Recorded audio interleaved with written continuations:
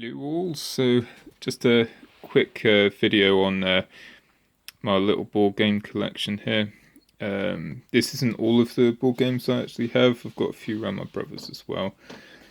Um, but yeah, just thought I'd give you a little look at what I've got, and if there's any of these sort of games that you want to see sort of unboxed or played, let us know, because a few of these are.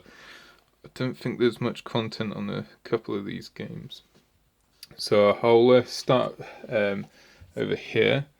So this is a few acres of snow. This is a cracking sort of.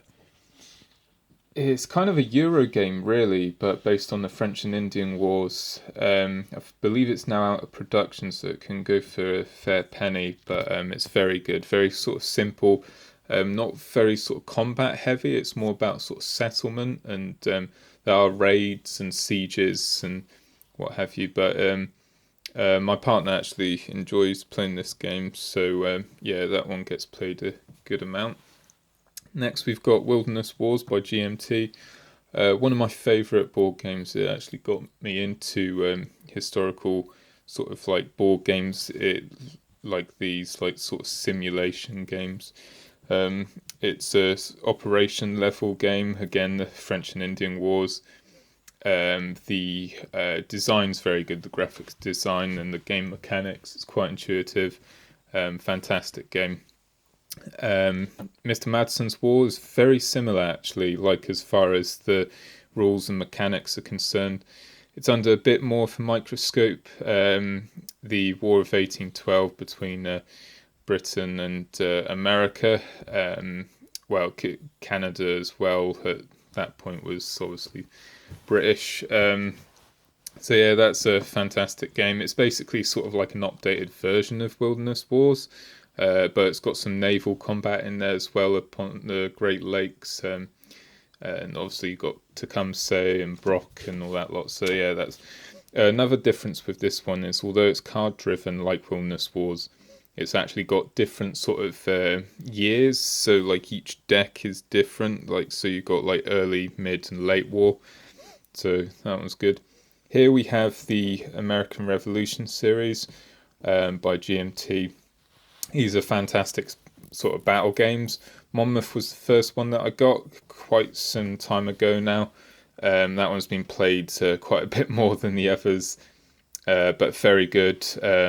Yeah, I've got the tri-pack there. In fact, I'm playing through Brandywine at the moment. In fact, Dash of Ilan's doing a cracking series at the moment on it. I think I've mentioned before, but yeah, so it's got me inspired to play Brandywine. I got Men of Iron by GMT again. It's not one I've played a lot of. I'm a big fan of the sort of period, but from the games I have played of this, it's very unbalanced. Basically, it's very asymmetrical, as are all of these games, but it does heavily favour the side that won historically. So if you're playing it opposed, it can be a bit of a bore for the person playing the sort of losing side, as it were. But it's good as a simulation, and as sort of like a study of the sort of battles of that period. But it's not as fun to play, unfortunately. Again, as with most GMT games, the graphic design is spot on. We've got Flintlock here. This is one I've only played once. I love the sort of, it's very in depth, very sort of like it's battle games. So you've got Camden, Cowpens, Gildenhawk Courthouse, and Hobuckskill. This is one of my this is sort of like my favourite theatre in the American Revolution, the sort of Southern theatre. But it's too in depth. I can't get anyone to play this with me. And the one game I did have with my good friend Steve, unfortunately, it took an age to set up because it's not even done by regiment or battalion. It's done by company within those regiments. And by the time we set up, got going, and like the militia, American militia, sort of fled before the battle, as it did at the Battle of Camden. But it was, yeah, he was playing the Americans and just wasn't interested after that, unfortunately. We've got Crown of Roses. One of my best gaming experiences has come from this game. It's very much Game of Thrones, the board game, but based on the history that Game of Thrones is. So the War of the Roses there, York and Lancaster. Fantastic game, but it's all about the people you play this with. If you've got a good group, this is fantastic. If it can get to a point where you're ganging up on one person, which has fortunately happened in the past. And it's not so fun then.